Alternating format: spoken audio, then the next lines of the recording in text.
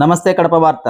మద్యానికి మత్తుకు యువత బానిసలైపోతున్నారా? ఏమి చెయ్యాలి చెయ్యకూడదన్న విచక్షణ జ్ఞానాన్ని విడిచి ప్రాణాలు కోల్పోతున్నారా అంటే అవుననే సమాధానం చెప్పాలి. దీనికి ఉదాహరణగా ఒకే రోజున సోమవారం 2వ తేదీన జరిగిన 2 హత్యలను చెప్పుకోవచ్చు. ఒకటి దువ్వూరు మండలం కానగూడూరుకు చెందిన హుషేన్ బాషా 23 సంవత్సరాలు, రెండవది ప్రొద్దుటూరుకు చెందిన రౌడీ షీటర్ కొప్పల పప్పీది.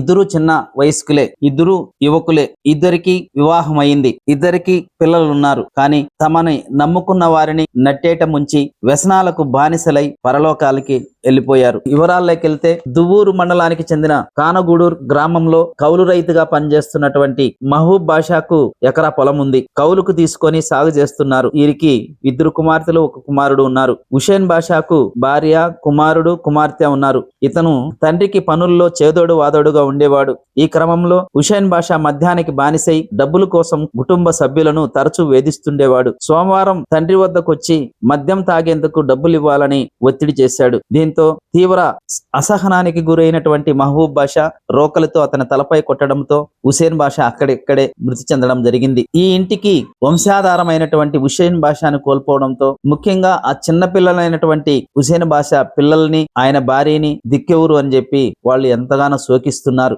ఒక్కగానొక్క కుమారుడిని అల్లారు ముద్దుగా పెంచుకున్నటువంటి మహబూబ్ బాషా తానే పొట్టన పెట్టుకోవడంతో ఆ కుటుంబం అంతా కకావికలమైపోయింది. ప్రొద్దుటూరు పట్టణంలోని సుందరాచారి వీధిలో గల ఓ లాడ్జిలో rowdy sheeter Koppala Raghavendra alias Pappi ఆదివారం రాత్రి హత్యకు గురి అయ్యాడు. పప్పీకి 30 సంవత్సరాల వయసు ఉంది. యనమల లోకేష్ రెడ్డి అనే వ్యక్తి పేరుతో నవంబర్ 30వ తేదీన శనివారం లాడ్జిలో రూమ్ బుక్ చేసుకున్నారు. ఆదివారం రాత్రి లోకేష్ రెడ్డితో పాటు పప్పీ మరియు కొందరు లాడ్జి గదిలో మద్యం సేవించి గొడవ పడ్డారు. ఈ నేపథ్యంలో సోమవారం తెల్లవారిన తర్వాత గదిని శుభ్రం చేయడానికి బాయి వెళ్ళినప్పుడు రక్తపు మడుగులో ఉన్న యువకుడిని చూసి ఆ బాయి లాడ్జ్ యాజమాన్యానికి సమాచారం ఇచ్చాడు. యాజమాన్యం పోలీసులకు సమాచారం ఇవ్వడంతో DSP Bhaktavatsalam, 1 town CI Ramakrishna Reddy, ఎస్ఐలు శ్రీనివాసులు అక్కడికి చేరుకుని మృతదేహాన్ని పరిశీలించారు.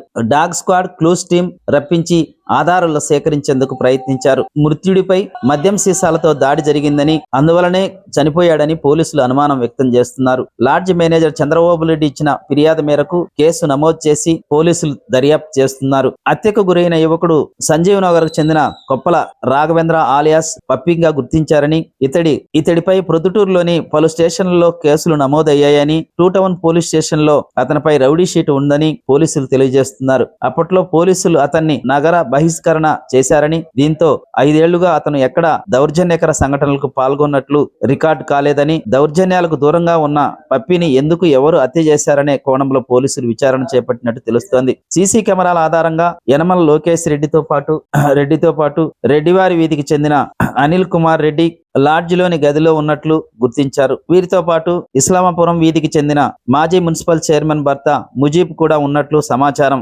రాత్రి ముజీబ్ లాడ్జిలో లోకేష్ రెడ్డి పప్పీలతో కలిసి మద్యం సేవించినట్లు గుర్తించారు. ముజీబ్ను ప్రస్తుతం పోలీసులు అదుపులోకి తీసుకుని విచారిస్తున్నట్టు తెలుస్తోంది. పప్పీ హత్య ఒక పథకం ప్రకారం జరిగిందా లేదా మద్యం మత్తులో గలాట వలన కొట్టుకొని మరణించాడా అనే విషయం పోలీసుల విచారణలో తేలవలసి ఉంది.